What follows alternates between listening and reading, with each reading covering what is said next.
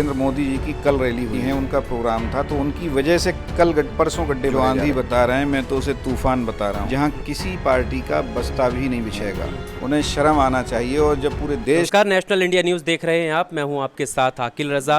लोकसभा चुनाव 2019 की कवरेज के दौरान इस वक्त हम पहुंचे हैं पीलीभीत लोकसभा क्षेत्र में, बहेड़ी में इस वक्त हम मौजूद हैं और हमारे साथ हमारे ख़ास मेहमान हैं अताउर रहमान साहब। बहुत स्वागत है आपका NIN पर।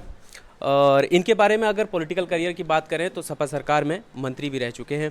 सर, पहला सवाल मेरा यही होगा, महागठबंधन से जिस तरीके से कवरेज में मैंने अपने देखा है और उन सारी चीज़ों की अगर हम बात करें तो यहाँ की मूलभूत मुद्दे, किन मुद्दों के साथ आप चुनाव में यहाँ जाने वाले हैं? देखिए, हम विकास पे चुनाव लड़ रहे हैं, क्योंकि यहाँ जब समाजवादी पार्टी की सरकार उत्तर प्रदेश में थी, माननीय अखिलेश यादव जी के नेतृत्व में चल रही थी, तो पूरे उत्तर प्रदेश में विकास बहुत ज़्यादा हुआ।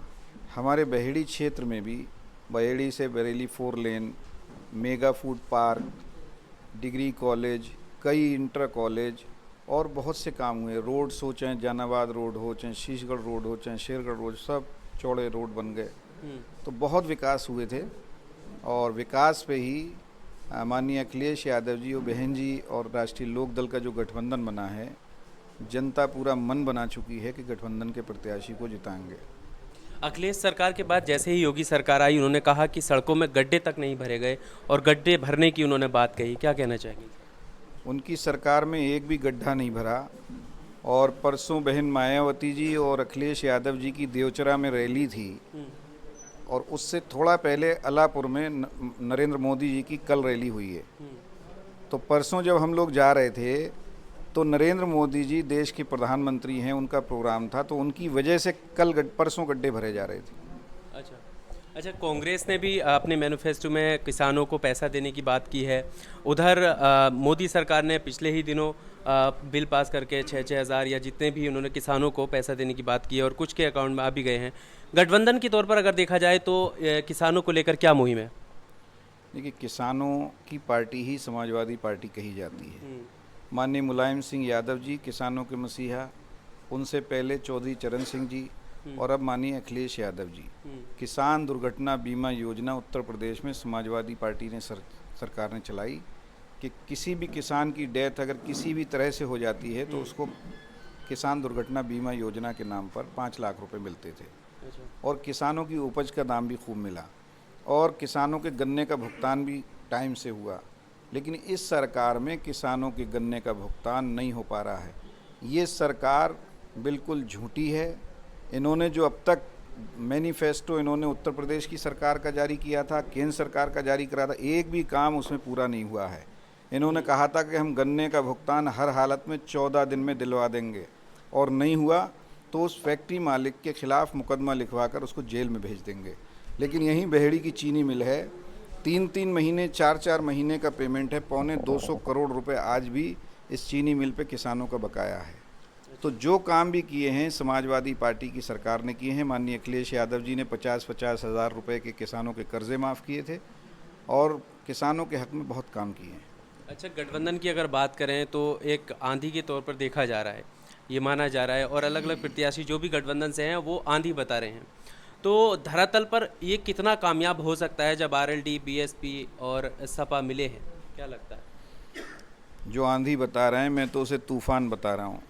हम लोग क्षेत्र में जा रहे हैं, बहेड़ी विधानसभा क्षेत्र में कम से कम 150 ऐसे बूथ हैं जहाँ किसी पार्टी का बस्ता भी नहीं बिछेगा, और लगभग 95% पोलिंग ऐसे हैं जो हम लोग ये गठबंधन जीतेगा। अच्छा, गठबंधन जीतेगा वो तो ठीक है। अभी अगर मैं बात करूं BJP की, तो उसके जिस तरीके से मुद्दे रहे हैं, अभी पहले वो विकास पर बात करते थे लेकिन अब वो राष्ट्रवाद पर बात करते हैं ज़्यादातर। आपने देखा होगा मैनिफेस्टो में भी राष्ट्रवाद का मुद्दा उन्होंने ऊपर रखा। क्या ये कोई साजिश है लुभाने की वोटरों को, या गठबंधन की अगर हम बात करें तो इस तरीके के मुद्दों से वो कैसे निपटेगा? राष्ट्रवादी है कौन नहीं जो इस देश में रहता है, अपने देश से प्रेम करता है। हम लोग भी देश से प्रेम करते हैं और हमारे बुज़ुर्गों ने भी आज़ादी दिलाई है इस देश को, और इस देश में रहने वाले सभी लोग देशभक्त हैं और राष्ट्रवादी हैं।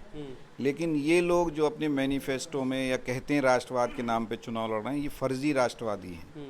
और इसका जीता जागता सबूत ये है कि कश्मीर में इन्होंने किसके साथ सरकार चलाई? इन्होंने मुफ्ती महबूबा के साथ में सरकार चलाई, जो अलगाववादियों का खुला समर्थन करती हैं। एक तरफ कहते हैं कि हम अलगाववादियों के खिलाफ हैं, और दूसरी तरफ सरकार बनाने के लिए उसी पार्टी से मिलकर सरकार बना रहे हैं जो अलगाववादियों का साथ देती हैं। भोपाल से साध्वी प्रज्ञा को उन्होंने मैदान में उतारा है, इस पर आपकी क्या टिप्पणी है? अब बताइए, साध्वी प्रज्ञा जो हैं वो हेमंत करकरे जी पर सवाल उठा रही हैं। उन्हें शर्म आना चाहिए, और जब पूरे देश ने उन पर थू थू करी तब उन्होंने माफ़ी मांगी है। अच्छा, क्या वजह रही होगी जो मेनका गांधी की जगह वरुण गांधी को उतारा गया है?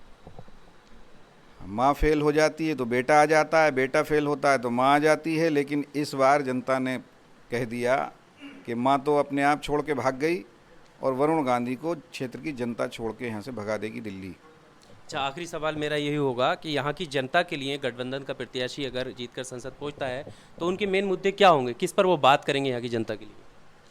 उनके मुद्दे ये हैं, एक तो डेवलपमेंट है मुद्दा, दूसरे किसानों के मुद्दे हैं, नौजवानों के मुद्दे हैं। ये भारतीय जनता पार्टी की सरकार ने कहा था कि हम 2 करोड़ बेरोज़गारों को रोज़गार देंगे हर साल। रोज़गार देना तो छोड़ दो, रोज़ रोज़गार छीने जा रहे हैं। अभी परसों ही जेट एयरवेज़ बंद हो गई, जिसमें 20,000 लोगों की नौकरी चली गई।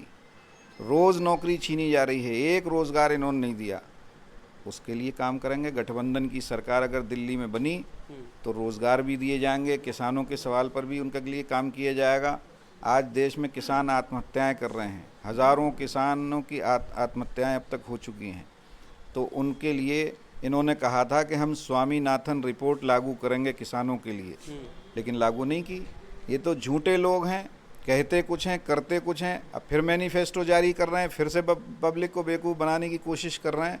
लेकिन गठबंधन के पास इतना वोट है कि भारतीय जनता पार्टी के जितने भी फर्जी मामले हैं, गाय से शुरू करते हैं गोबर पे ख़त्म करते हैं, शौचालय से शुरू करते हैं शौचालय पे ख़त्म करते हैं, इनकी बुद्धि काम नहीं कर रही है। यहाँ का नौजवान रोज़गार चाहता है, यहाँ का किसान अपनी उपज का दाम चाहता है, यहाँ के लोग अपने क्षेत्र का विकास चाहते हैं। और ये इन मुद्दों से ध्यान हटाने के लिए गाय, गोबर, शौचालय और लव जिहाद, 3 तलाक, इस तरह के मुद्दे लाते हैं, लेकिन जनता इनको नकार चुकी है। अगर गठबंधन इस सिचुएशन में पहुंचता है और सीट्स उसकी आती हैं तो पीएम पद का चेहरा कौन होगा? माननीय अखिलेश यादव जी ने बार बार ये कहा है, हमेशा कहते हैं कि हम उत्तर प्रदेश से ही देश का प्रधानमंत्री देंगे। कौन? अब ये तो जब एमपी की सीटें निकलेंगी तो एमपी ही तय करते हैं, लेकिन उन्होंने कहा कि प्रधानमंत्री उत्तर प्रदेश से ही होगा। और हमेशा होता है, क्योंकि जो दूसरे प्रदेश के हैं वो भी आकर उत्तर प्रदेश से लड़कर ही प्रधानमंत्री बने हैं। लेकिन प्रधानमंत्री 100% इस बार चेंज होगा। चेंज होगा। अभी मैंने इंटरव्यू किया था डॉक्टर शफीकुर रहमान बख्श साहब का, और संभल सीट से वो लोकसभा चुनाव से उतर रहे हैं, गठबंधन के प्रत्याशी हैं। उन्होंने साफ कहा कि हम मायावती जी को प्रधानमंत्री बनाना चाहते हैं। आपकी क्या टिप्पणी है इस पर? हाँ, हो सकती हैं। आप सहमत हैं? अरे हो जाएं तो अच्छा है, क्या दिक्कत है। चलिए, बहुत शुक्रिया हमारे साथ बात करने के लिए। तो ये थे अताउर रहमान साहब, जो पिछली सरकार में सारे मुद्दे जीएसटी, नोटबंदी और रोज़गार को लेकर सवाल उठा रहे हैं, और इन्हीं मुद्दों के साथ ये चुनाव में लड़ रहे हैं। कैमरामैन सलमान के साथ आकिल रज़ा, पीलीभीत। अगर आपने चैनल को सब्सक्राइब नहीं किया है तो प्लीज़ सब्सक्राइब कीजिए, और ताज़ा अपडेट पाने के लिए बेल आइकन को दबाना ना भूलें।